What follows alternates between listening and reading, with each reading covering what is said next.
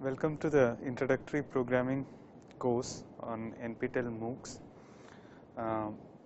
The goal of this is to learn how to code basic programs in the C programming language. Basically, the aim of this course is to teach you how to solve problems using a computer, and by the end of this course we will hope that you can write medium-sized programs, maybe running to a couple of 100 lines of code comfortably in the C programming language. Okay.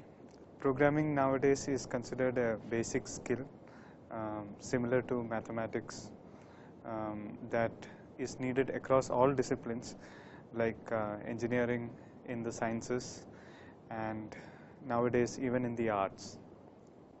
So a little bit of programming skill is an enhancement to any other skill set that you might already have. This course we will start from the ground up. We do not assume any prior experience in programming, whether in C or in any other language. So the focus will be to start from the basics and to use C as a medium of programming. Okay, a couple of words about the process of programming. It involves two basic steps. One is to define the problem. Often you get real world problems which are not precise enough to write a program for. So the first step would be to define and model the problem, and this is a very important step in large scale software development. However, we will not focus on this as part of this course. During this course you will not write a large software system like the Indian Railways reservation system. Those are extremely complex problems involving multiple programmers. In this course we will assume that the problem is well defined and already provided to you. So they will be precise and they will be fairly short and simple. So this is the first step of programming, which is definition of the problem, which you can assume will be given. Okay. Now comes the second step, which is to obtain a logical solution to your problem. And what do we mean by a logical solution? A logical solution is a finite sequence of steps. Do this first, do this next. If a certain condition is true, do this, otherwise do something else. Okay. This is called an algorithm. So an algorithm is basically a finite step-by-step procedure to solve a problem. One way to visualize an algorithm is using a flowchart. If you are new to programming, it is recommended that you draw flowcharts to define the solution to your problem. Experienced programmers very rarely draw flowcharts, but that's not a reason for beginning programmers to avoid flowcharts. Okay. So defining a problem is there, then the process of coming up with an algorithm. This is a very important step in the programming process. And followed by this, there is a third step, which is to implement the algorithm in a usual programming language. Okay. So is the concept of an algorithm a new concept? I would claim that it is not. An algorithm is a very familiar concept. The most important example that you can think of are cooking recipes. Now cooking recipes are written in a way that they are almost algorithms. They are not quite precise enough for a computer, but they come quite close. Okay. For example, let's take an unnamed dish, a dessert, and let's look at how things are specified in a recipe, and we will see that this analogy is quite deep. There is a very strong similarity in the way that a recipe is written and a program is written. So usually they will have a list of ingredients up front. For example, you have ice cream, crushed cereal, and so on. And then once you have all the ingredients in place, then you have instructions to say, okay, how do you start and how do you end up with the dish. Now those instructions will be fairly precise. Of course, you assume that the person preparing the dish is a fairly experienced cook, so that certain instructions need not be given in very precise detail.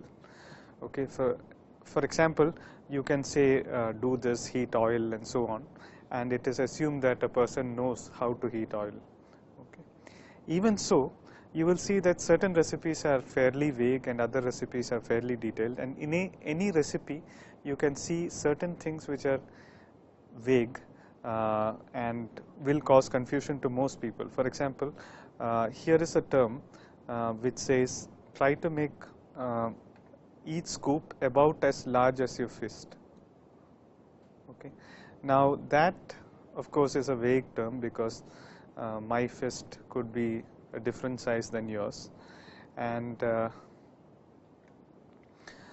then you will see that in a formation that makes it easy to dip in order. So this is fairly vague, and it's not very helpful to a cook who is making this for the first time. Okay.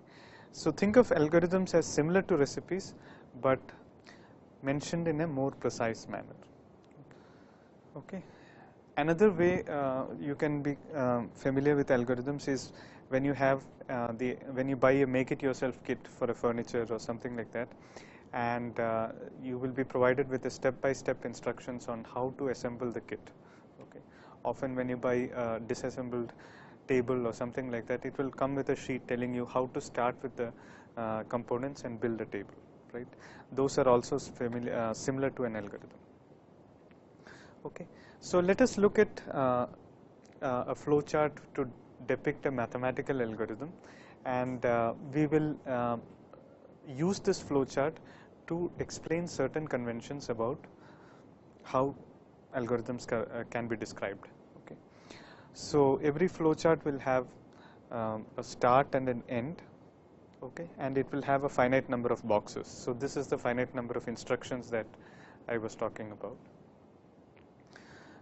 There are certain conventions in drawing flowcharts. The start and the end are often described in circles. Then there are ordinary boxes, and then there are diamonds. Okay. I will shortly describe what they mean. Okay. So suppose you want to write an algorithm for adding the first n numbers. All of you know how to do it.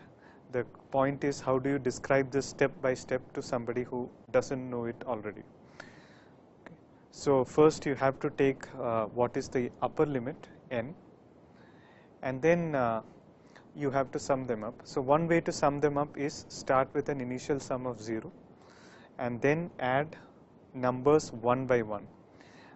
So increment a counter from 1 all the way up to n. So you start with I equal to 1 and then add the ith number to the sum and then increment I. If I is already n, then you are done. If I is not n, then you go back and do the sum all over again, okay, until you hit an I. When you reach I equal to n, you come out of the program, print the sum and end the program. Okay, so this is a very simple flow chart. So initially, if n is less than 1, you have nothing to do. If n is greater than 1, you start a counter from I equal to 1 to n and add the numbers one by one until you hit the nth number. If you wanted to compute a slightly different problem, which is, let's say, the factorial of n, which is just the product of the first n numbers, the flow chart will look fairly similar. The only difference is that instead of adding numbers, you will multiply them. Okay. So this flowchart is similar to the previous flowchart. You will first input an n and then increment n until you hit n equal to m. If so, you will finally print the factorial. Otherwise, you go back to the loop. Okay. So here are the conventions used. The start symbol is often depicted as a circle or an oval. The input symbol and the output symbol are often represented as parallelograms, and the normal operation boxes are represented as rectangles, and the test box to see whether you have hit a limit to test some condition in general, they are represented as diamonds.